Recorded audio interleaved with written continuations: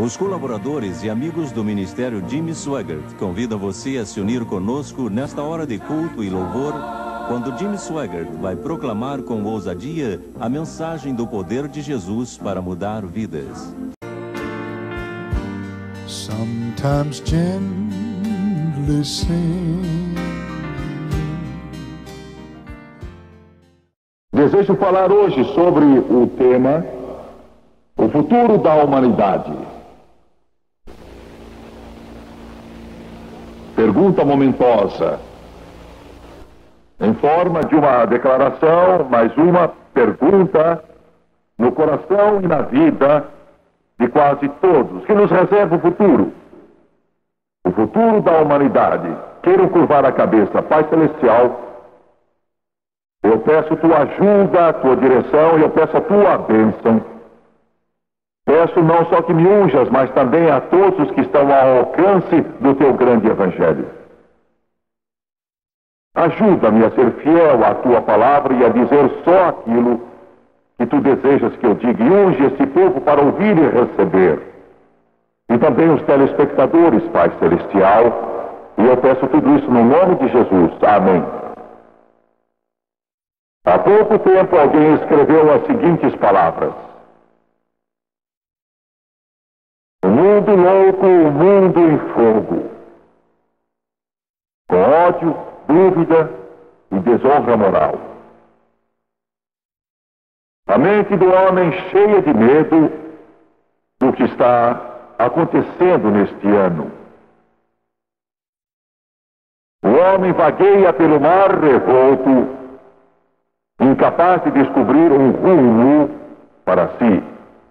Sem uma bússola ou um mapa e sem ter a mão de um piloto. A filosofia não consegue achar um caminho de esperança e paz. O ateísmo trouxe sua maldição, a política piorou mais as coisas. E a tecnologia nada oferece.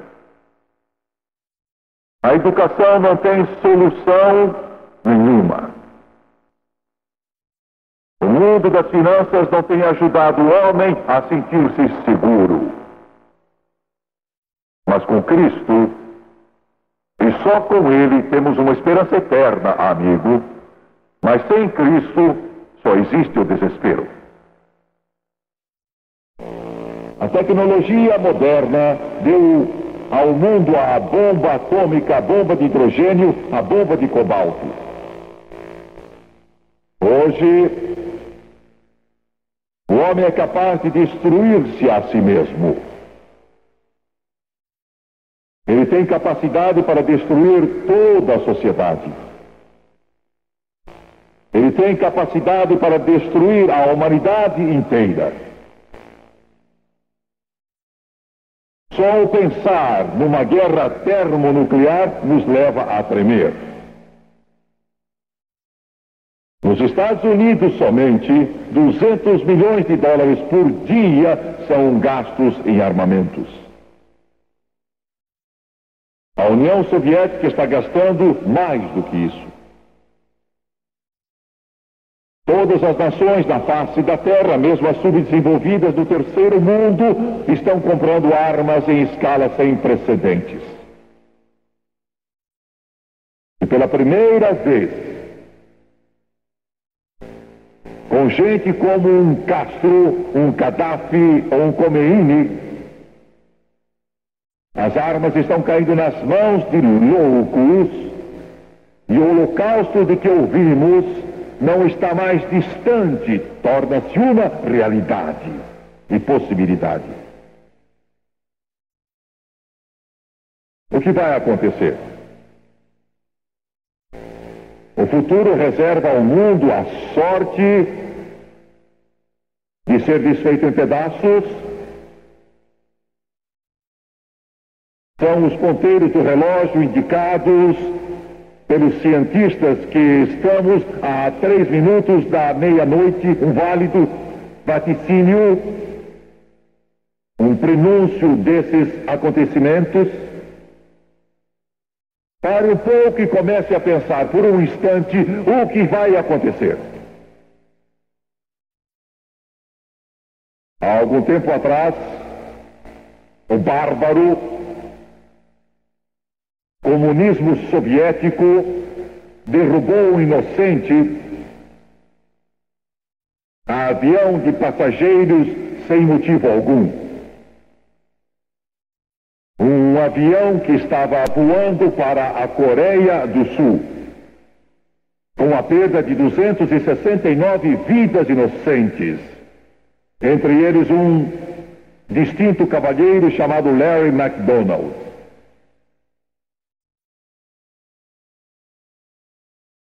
O horror daquilo, as consequências incríveis desafiam a nossa imaginação. É de se lamentar a perda desnecessária de tantas vidas preciosas.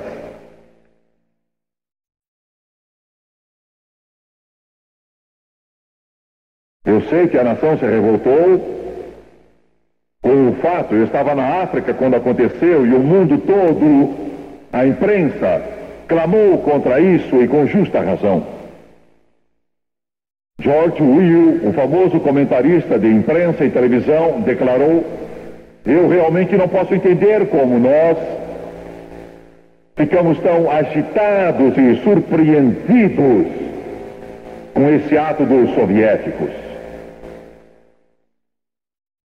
E prosseguiu: eles têm assassinado em média 800 pessoas por dia, 7 dias por semana, nos mais de 70 anos que o comunismo domina a União Soviética. O dia de hoje, disse o famoso colunista, foi um dia suave para estes sangue sedentos. Eu li tudo o que pude em relação à repercussão daquele acontecimento, a reação do presidente Reagan, e afinal, em palavras que se assemelham ao que eu vou dizer, ele declarou: não havia nada que pudéssemos fazer. Muita gente fez a pergunta: o que faremos? O mundo todo fez a pergunta: o que faremos?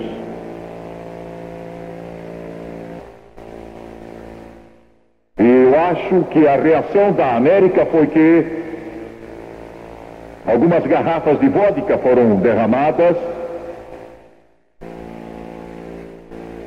e foi mais ou menos isso. Senhor presidente, não estou sentado em sua cadeira e não quero falar com leviandade, mas acredito que expresso a mente de Deus. Eu sei que não possuo todas as informações que um presidente possui, eu sei disso. Mas eu creio que há certas coisas que podem ser feitas. A primeira coisa que devemos fazer neste país é nos livrarmos das Nações Unidas.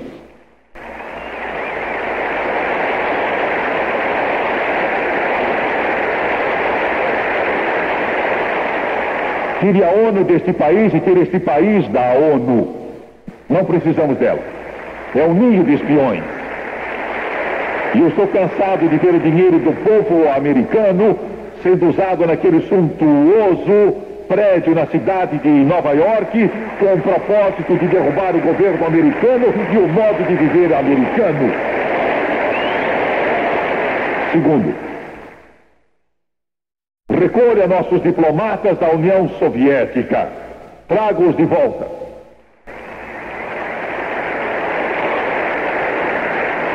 E diga a todos e a cada um emissário ou diplomata russo que eles têm 24 horas para sair dos Estados Unidos da América.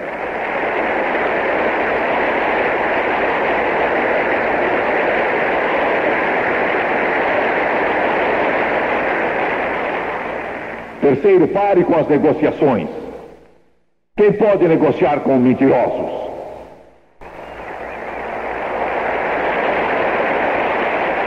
Essa gente absolutamente não tem intenção de manter nenhum dos chamados acordos que assinou.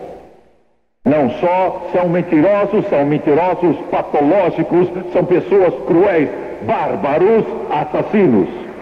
A máfia é um verdadeiro piquenique ao lado dessa turma sangue sedenta. Quero lembrá-lo, senhor presidente, que não se negocia com um criminoso sobre quanto da sua propriedade ele pode roubar ou quanto dos seus filhos ele pode matar. Pare tudo. Quarto, não venda coisa alguma ao bloco dos países comunistas. Nada. Não venda um grão de trigo, nem uma semente de abóbora, nem um cordão de sapato, senhor presidente, a nenhum país comunista. E não compre nenhuma coisa deles, nenhuma. Nada. Porque o que eles fazem e mandam para nós é feito por trabalho de escravos, criaturas humanas que pagam com o seu sangue.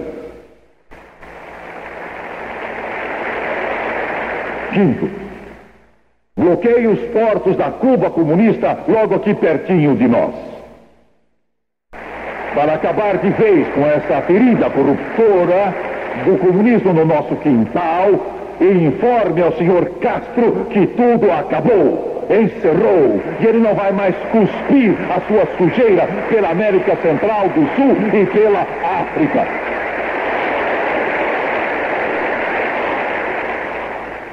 Sexto, recuse-se a sentar e falar com os guerrilheiros terroristas na América Central ou outro lugar. Porque esta gente não está envolvida em revolução, são terroristas.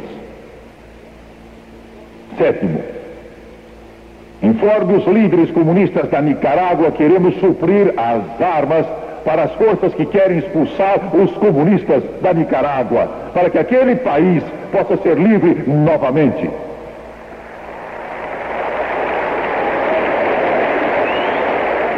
Oitavo, informe aos comunistas do mundo que pretendemos ser os Estados Unidos da América, o país mais forte sobre a face de toda esta terra, em todo lugar e em todo o tempo.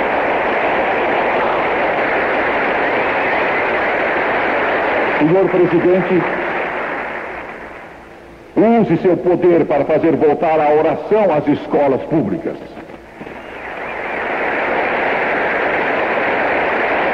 Para que nossos filhos aprendam sobre Abraão, Isaac e Jacó.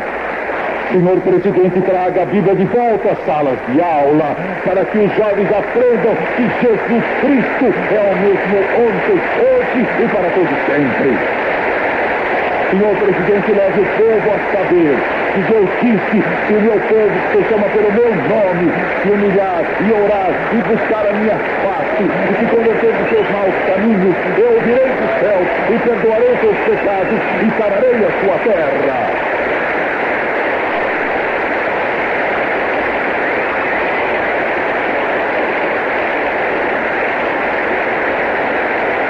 Sim, há algo que podemos fazer.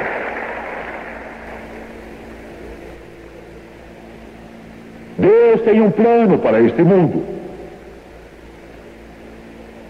Bertrand Russell, o grande filósofo, afirmou há algum tempo atrás que se Deus de fato existe e fez este mundo e a humanidade, como pode ele ficar satisfeito com a conclusão de sua criação resultar em um Stalin, um Hitler, no surgimento de armas terríveis que podem destruir a humanidade, além da leucemia que mina o corpo das pobres criancinhas e da doença que espalha a destruição pela humanidade? Minha resposta a essa afirmação é breve. Afirmação essa que já levou milhões ao inferno. Milhões se tornaram cínicos e disseram: Deus não existe. E se existe, ele deve ter tirado férias, ele deve estar de folga, deve estar velho e caduco.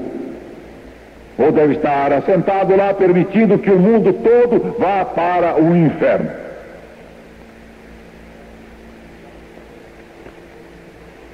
Davi disse: do Senhor é a terra.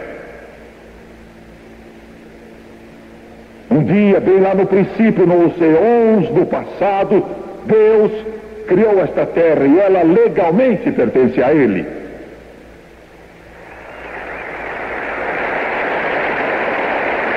Neste mundo, Deus foi sua criação escolhida. A mais elevada, o homem. Quando vemos o homem agora, não o vemos como Deus o criou. Nós vemos o homem que sofreu o horror e o inferno da queda, que ficou debaixo do peso do roubo e morte e destruição por Satanás por tantos e tantos séculos. O que aconteceu?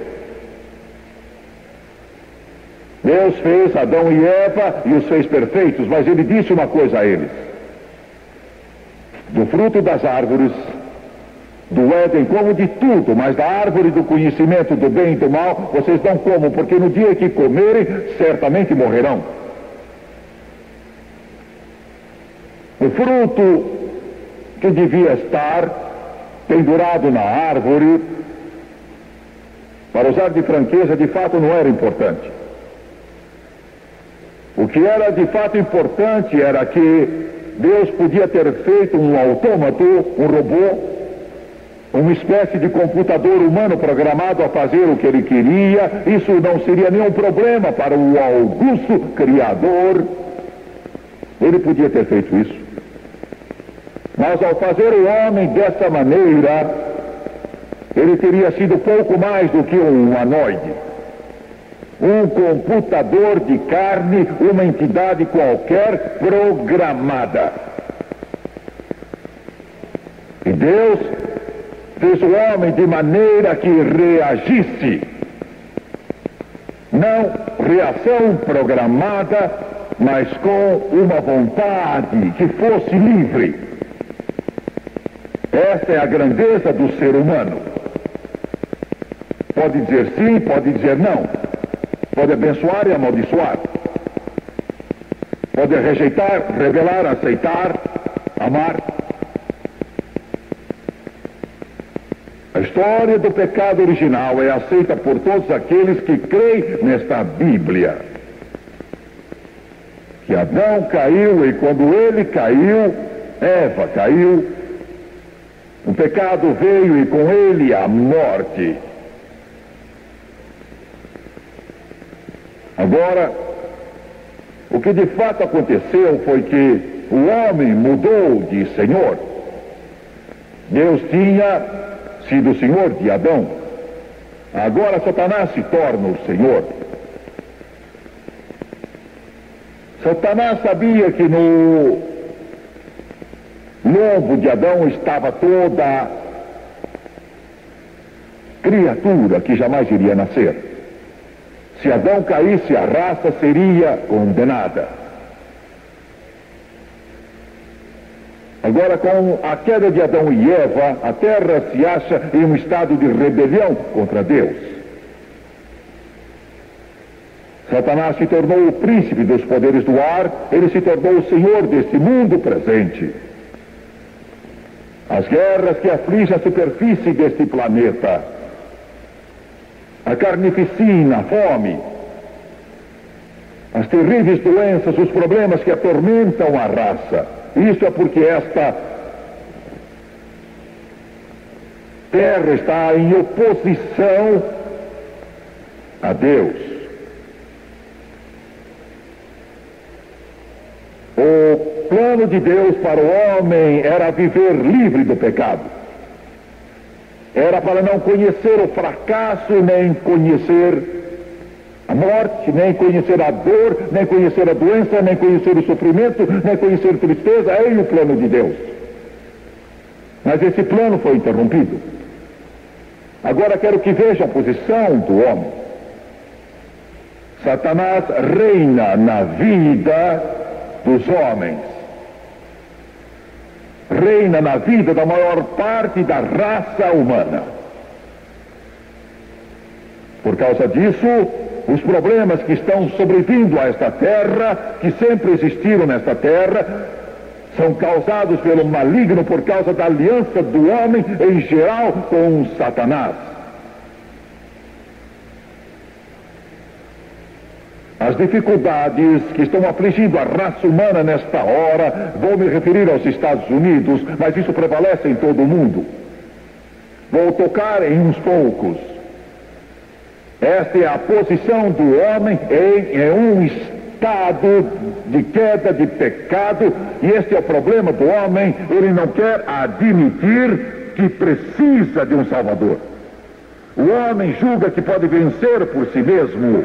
Amigo, você não pode vencer sozinho. Não importa quanto dinheiro tenha, quanta instrução tenha, quanto talento possua, quão famoso seja, você precisa de um Redentor. E existe só um Redentor. Não 5, não 4, não 3, não 2, mas um. E seu nome é Jesus Cristo.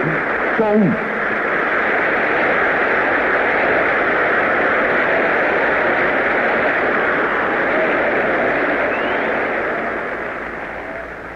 O problema de drogas nos Estados Unidos se tornou tão grave que simplesmente ele não pode ser descrito. E as drogas, quando nós pensamos em drogas, o problema é que estamos tão acostumados com elas que nós omitimos quase sempre a pior droga de todas, que é o álcool. Álcool.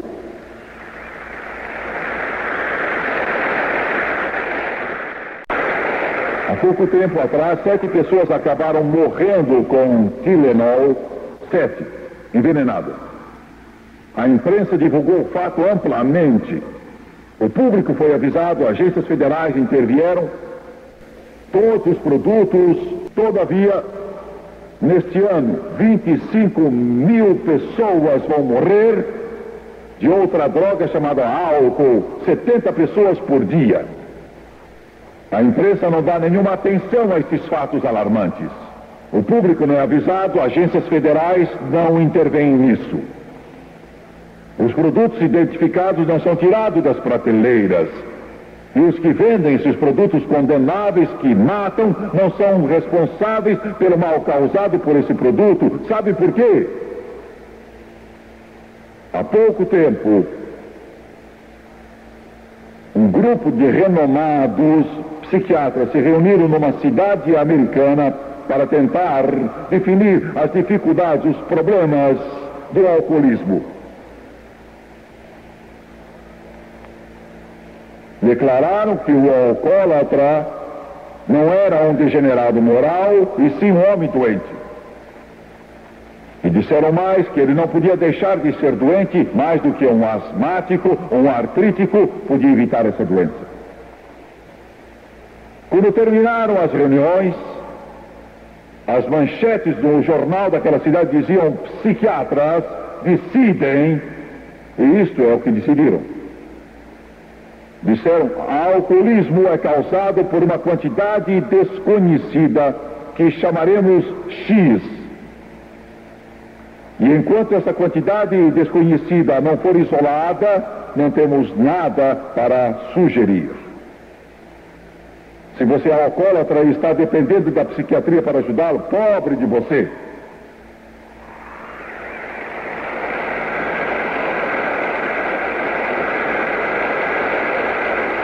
O que torna um homem alcoólatra, não sou psiquiatra e nem sou psicólogo, mas sei o que leva a pessoa ao alcoolismo. Posso soletrar em 5 letras que são C-A-R-N-E, e você pode mudar para a palavra pecado, pecado da carne. Porque o homem não quer admitir que ele é mentiroso, ladrão, beberrão e imoral. E alguns acreditam que o homem pode melhorar por meio da instrução. E dizem: se pudermos instruir toda a população, removeremos a pobreza, as guerras e as prisões, e então o homem terá o paraíso. Mas temos instrução, e temos mais criminosos do que universitários. Em cada 23 pessoas neste país há um criminoso fichado. E eu quero lhe dizer qual é a diferença entre um criminoso educado e um criminoso sem instrução. Um criminoso ignorante se esconde no escuro, pega um pé de cabra, entra num vagão e rouba apenas uma caixa de cigarros. Se ele se formou em alguma universidade, rouba a estrada de ferro toda.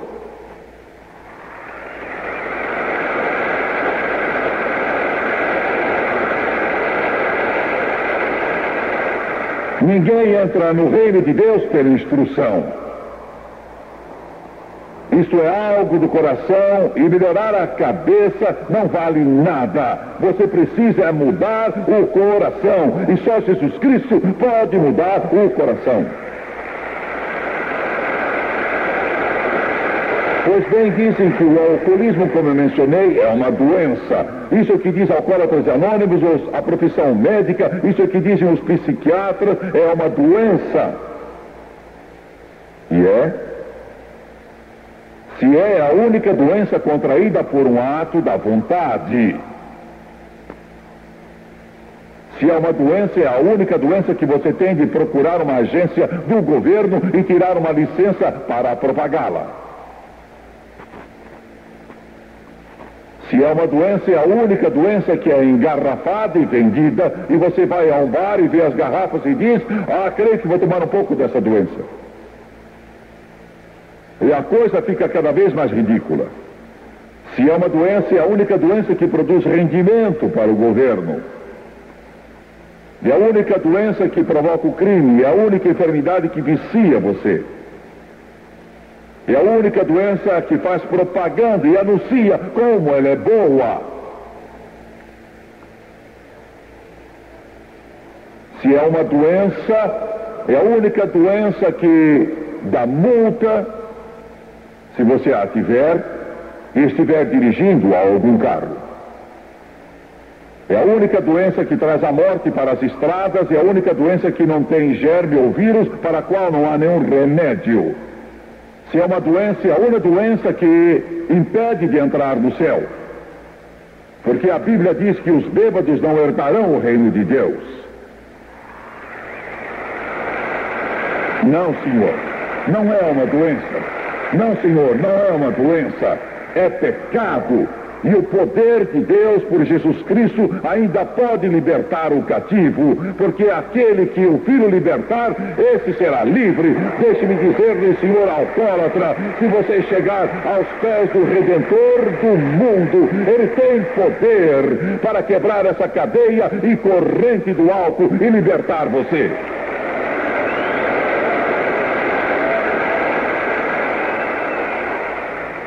A próxima droga, há uma série delas que não vou mencionar todas elas, eu só quero mencionar aquela que o público americano está gradualmente sendo condicionado a aceitar, e que é a maconha. 1 em cada 4 americanos já fumou maconha. 15% dos adolescentes nos Estados Unidos fumam entre 5 e 10 cigarros de maconha por dia. Deixe no que eu estou dizendo. 60% dos adolescentes nos Estados Unidos a usam às vezes. Deixe-me dizer uma coisa. Os Estados Unidos da América estão procurando sair de uma recessão. Em parte, essa recessão tem sido causada por drogas, e vou dizer por quê. Não produzimos mais, nossa produtividade caiu muito em comparação com o Japão e outros países. Por quê?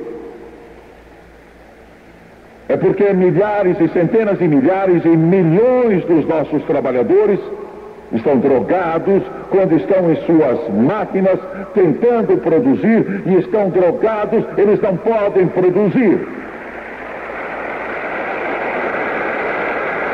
No centro financeiro do mundo, em Nova York, Wall Street, uma investigação se fez em 15 prédios próximos desse centro financeiro do mundo. Em 12 desses 15 prédios, homens vendiam barbitúricos, maconha, haxixe, erva, cocaína, heroína, todo tipo de drogas, em um dos mais sofisticados centros de todo o mundo. A maconha vicia. E centenas e milhares de crianças de idade escolar estão entorpecendo sua mente. Ela estimula os centros de prazer do cérebro e assim incentiva a imoralidade. E é um início seguro para uma vida entregue às drogas. Dizem que um só cigarro de maconha afeta seus pulmões com câncer, causando danos iguais a 16 cigarros comuns. É a causa de defeitos em crianças em gestação, e você me ouve, mãe? E por último, causa danos cerebrais, de modo que as suas faculdades de inteligência ficam danificadas. Estamos aqui sentados, crentes, mesmo que alguns neste auditório estejam sob o domínio desses vícios, e é muito pior do que imaginamos. A nação está bêbada. Nosso país está em drogas. As forças armadas estão crivadas e minadas com centenas de milhares de nossos marinheiros e outros funcionários que fazem uso de drogas. Dezenas dos nossos políticos usam drogas. O homem está em rebelião contra Deus e buscando algo que resolva seus problemas, e as drogas não resolvem.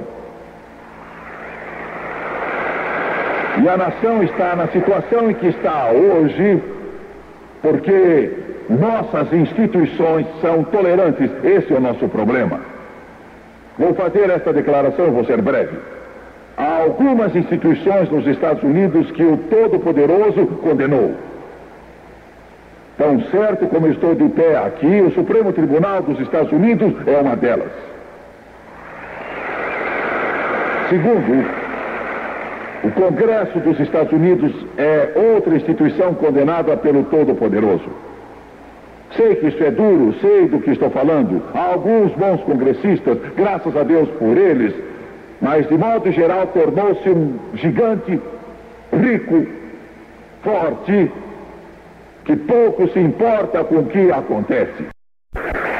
Grandes denominações religiosas são instituições que Deus condenou. Vocês estão sentados aí pensando que eu sou crítico e duro, mas eu não digo isso com rancor ou sarcasmo, mas a maioria das grandes denominações voltaram as costas para Deus e estão falidas espiritualmente, não conhecem Jesus Cristo, abandonaram o Deus e seus pais, a corrupção está minando-a, estão condenadas pelo Deus Todo-Poderoso.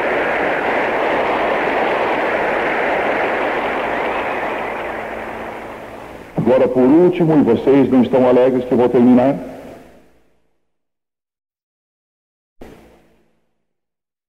eis a posição do homem, é o caminho da destruição, e esse caminho é caminho de morte. Mas eu quero atraí-los agora para Deus, a terra do Senhor. Deus vai permitir que este planeta finalmente se afogue na sua sujeira. Vai permitir que algum maluco lá no Kremlin aperte o famoso botão vermelho e mande o mundo para o inferno. É isso que Deus vai fazer? Não, Senhor. O mundo não vai sumir numa nuvem, porque Deus é o seu proprietário.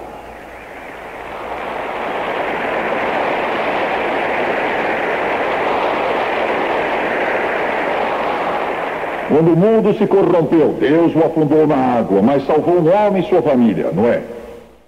Ele interveio. Quando Quando os homens se juntaram e se rebelaram contra Deus, ele interveio de novo e confundiu a língua dos homens na Torre de Babel. Quando Sodoma e Gomorra se tornaram tão ímpias que elas ameaçavam destruir toda a face da terra, Deus destruiu Sodoma e Gomorra. Agora vou encerrar. Isto é que vai acontecer. A qualquer momento, a trombeta irá soar. A qualquer momento, Jesus vai voltar. A qualquer momento, a trombeta irá soar. No momento, Jesus vai voltar, porque o Senhor mesmo irá descer do céu com alarido e com voz do arcanjo e a trombeta de Deus, e os mortos em Cristo levantarão primeiro, e depois nós, os que ficarmos vivos, seremos arrebatados, juntamente com eles nas nuvens, para encontrar o Senhor, e assim estaremos sempre com o Senhor. Portanto, consolados com essas palavras, e você pode armazenar comida e guardar coisas enlatadas, e pode construir qualquer espécie de abrigo subterrâneo, mas eu estou aqui me preparando para deixar este mundo, estou me aprontando para o portal de pérolas, vigiando tanto de dia como de noite, e estou me preparando para deixar este mundo. Jesus vai voltar, em breve vai voltar. Jesus bem-vindo, Jesus bem-vindo, Jesus bem-vindo. Você sabe, diabo, Jesus bem-vindo. Você me ouve, demônio, ele vem. Você me ouve, União Soviética, Jesus bem-vindo. Você me ouve, mundo secular, Jesus bem-vindo. Você me ouve, igreja, Jesus bem-vindo.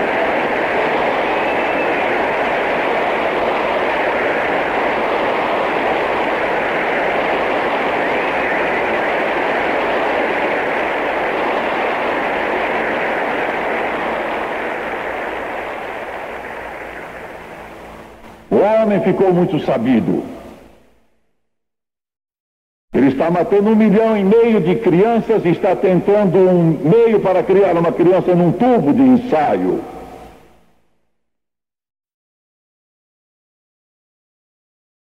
Ele acha que pode fazer uma vaca que dê mais de 100 mil litros de leite por dia. É sério? Sempre aprendendo, mas nunca chegando ao conhecimento da verdade. Tentando construir um paraíso utópico. Quando Deus nos levar, então ele vai voltar com uma força expedicionária, junto com todos os santos. Aleluia! E a Bíblia me diz que quando vier da segunda vez sem pecado para a salvação, ele não vai voltar como um manso Galileu andando suavemente pelas praias daquele lago do passado. Ele não vai voltar para ser pregado numa cruz, coroado de espinhos e cuspido, mas vai voltar como um grande líder de todos os céus, o comandante em chefe supremo dos exércitos da glória. Ele vai voltar montando um cavalo branco e com a espada em sua mão. Ele vai voltar como rei coroado para a guerra. Ele vai voltar para conter as forças do inferno, para conter as forças das trevas, para vencer todo o pecado, a corrupção, o mal. Ele vai voltar e a sua palavra vai cobrir a terra como as águas cobrem o mar.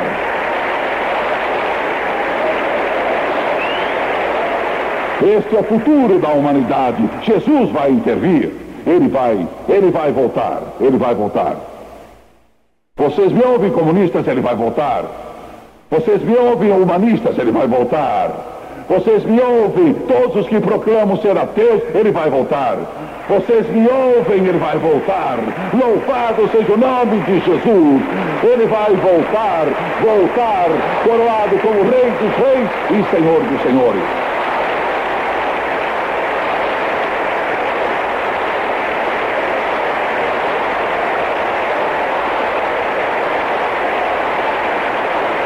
E eu não estou falando de um Jesus que vem pisando suavemente sobre rosas, não estou falando de um Jesus efeminado, mas estou falando do Rei dos Reis, estou falando do Senhor dos Senhores, estou falando do mais belo entre os milhares, estou falando da brilhante estrela da manhã, que vai voltar, Jesus vitorioso. A morte vai cair do seu trono. E o pecado vai ser coberto pelo sangue. E a Bíblia vai se tornar o fundamento de todas as nações sobre a face da terra. Ele vai voltar para destronar Satanás e acabar com toda a rebelião. Glória, aleluia! E nós vamos largar a espada e a couraça do lado do rio, e não haverá mais guerra. Glória a Deus! E não haverá mais choro nos guetos. E não haverá mais fome, estômagos inchados de criancinhas. Já foi bastante. E não haverá mais choro nos guetos. E não haverá mais fome, estômagos inchados de criancinhas. Já foi bastante longe. E ele está pronto. Está pronto. E vai voltar. E com alegria lhe daremos as boas-vindas. Pode ser à noite, de manhã ao meio-dia, mas ele vem. Ele vem. Muito breve. Curvem a cabeça, por favor.